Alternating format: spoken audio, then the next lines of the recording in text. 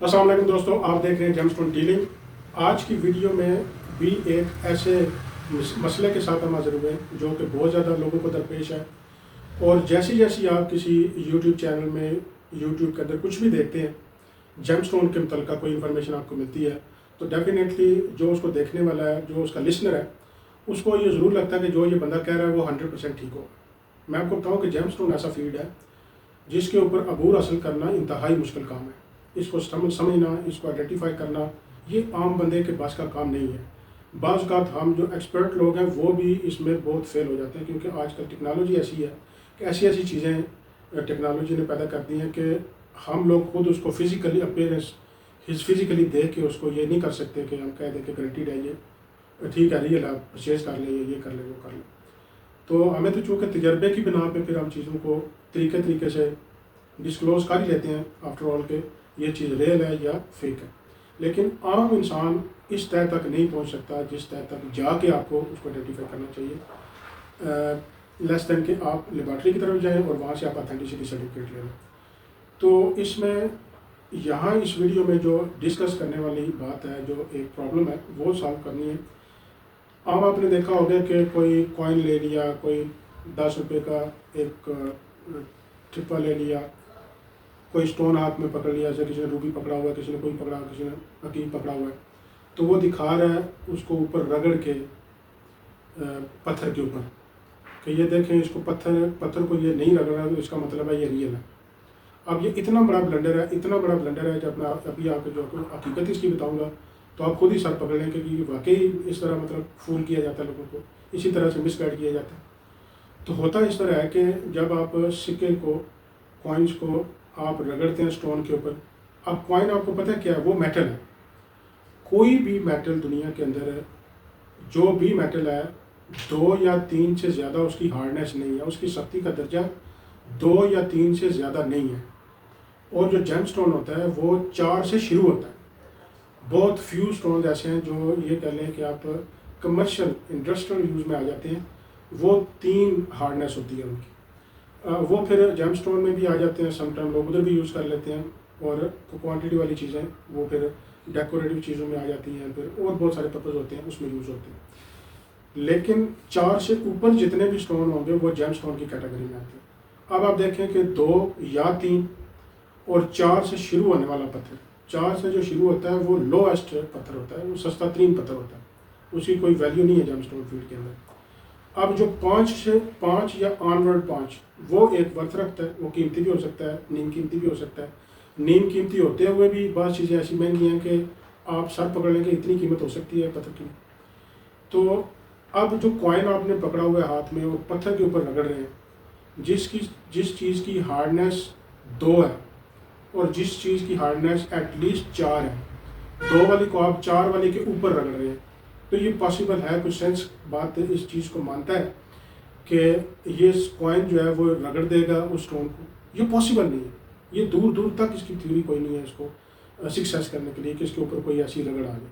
पहली तो बात है, जो पत्थर होता है वो मतलब आम तौर पे जो लोग दिखाते हैं पत्थर, जैसे आप देख रहे हैं अभी मेरे पास भी, तो पॉलिश शुदा कटे हुए स्टोन होते हैं, उनके ऊपर तो वैसे भी मतलब कोई चीज़ आप लगाते हैं तो ठहरती नहीं है। हाँ, चीज़ वो ठहरेगी जैसे एक पत्थर आपके पास 5 हार्डनेस का हो और एक हो 9 का या 8 का या 7 का। तो जब आप ऊपर रखते हैं ना तो थोड़ा सा आप दबाव डालेंगे तो वो 5 वाले सख्ती के दर्जे को रगड़ना शुरू कर देगा, तो वो उसको पकड़ लेगा उधर।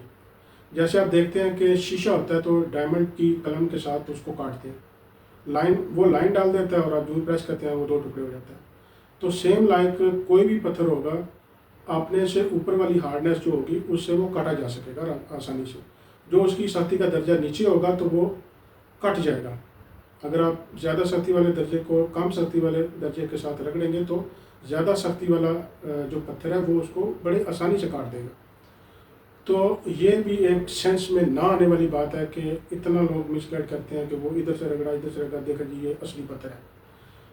अब बीच वाली जो बात मेरी समझ में आई है कि जिसके पास नकली है, नकली की हार्डनेस भी 2-3 तो होती है डेफिनेटली, वो भी कॉइन से नहीं रगड़ा जाता।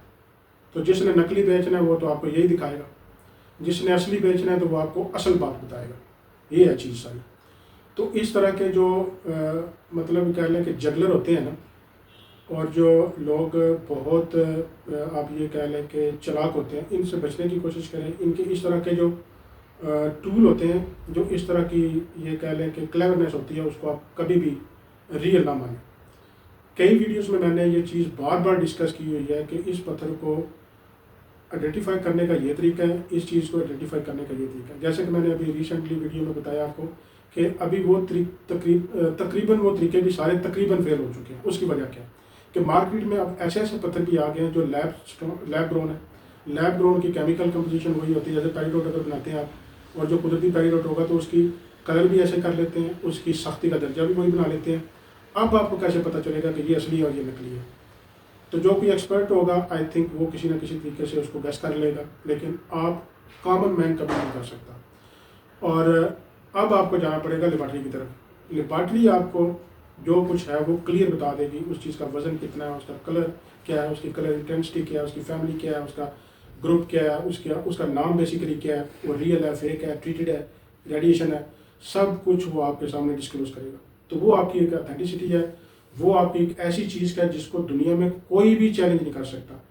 और इसके लिए ये ज़रूरी नहीं है, महंगी चीज़ों के लिए तो डेफिनेटली अच्छी अच्छी लेबॉर्ट्री के लोग टेस्ट इस वजह से करवाते हैं कि उन्होंने जब बेचना है तो आपको ज़ाहिर बात है, अगर 10,000, 20,000, 50,000 डॉलर का कोई एक दाना होगा तो कोई वो पाकिस्तान पेशावर लेबॉर्ट्री का सर्टिफिकेट लेके तो 50,000 डॉलर नहीं देगा आपको। वो इंटरनेशनल लेबॉर्ट्री की तरफ जाते हैं, AIG, जापानीज़ और डिफरेंट किस्म की जो US की लेबॉर्ट्रीज हैं, और उनके सर्टिफिकेट को एक्सेप्ट करते हैं और उसी के ऊपर वो फॉलो करते हैं। जैसे कोई $1,000 का, $500 का, $2,000, इवन 5,000 भी हो, तब भी हमारी जो लोकल लैब्स होती हैं वो चेक हो जाती हैं और उसमें से जो भी क्लैरिफिकेशन आ जाती है उसके ऊपर लोग ट्रस्ट करके परचेस कर लेते हैं। लेटर ऑन जब आप इंटरनेशनल ट्रैवल करते हैं, बाहर से आप जाके वही सर्टिफिकेट दोबारा ले लेते हैं, तो उसमें एक ऑथेंटिसिटी आ जाती है। फिर जब सौदेबाजी की जाती है तो इन चीज़ों का सेलर और बायर दोनों ख्याल रखते हैं कि जो चीज़ हम परचेज कर रहे हैं या हम सेल कर रहे हैं, वो बीच में बात ये कर लेते हैं भाई किसी भी स्टेज पे जाके ये चीज़ कंप्रोमाइज़ हो जाए, कोई इसको डिक्लेयर कर दे कि ये फेक है, तो ये आपकी होगी, पैसा आपको वापस देना होगा। तो जेन्युइन डीलर होते हैं, उनकी ये बात होती है और वो इस बात को पूरा भी करते हैं। और जब डेफिनेटली कोई अगर गलत चीज़ बेच रहा है तो वो इस तरह नहीं बेच सकता फिर कि जितनी गारंटी दी जाती है और जितना उस चीज़ को हाईलाइट किया जाता है सौदा करने के दरमियान, तो उसमें डेफिनेटली अगर कोई ऐसा शख्स है जो आपको खुदा ना खास्ता चीट करने के चक्कर में है, तो वो थोड़ा 2 दफ़ा फिर दोबारा सोचता है कि मैं ये करूं या ना करूं, तो लिहाजा वो नहीं करते इस तरह।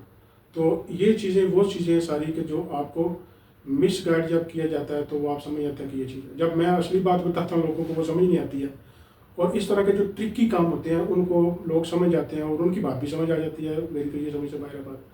तो एनीवे, जब भी आपको कोई स्टोन चाहिए हो आप 100% गारंटी के साथ हमारे से परचेज करें। हमारे चैनल को सब्सक्राइब करें, लाइक करें, शेयर करें, ताकि दूसरे लोग भी इससे फ़ायदा उठा सकें। सो इसके साथ ही इजाज़त दीजिए। अल्लाह हाफिज़।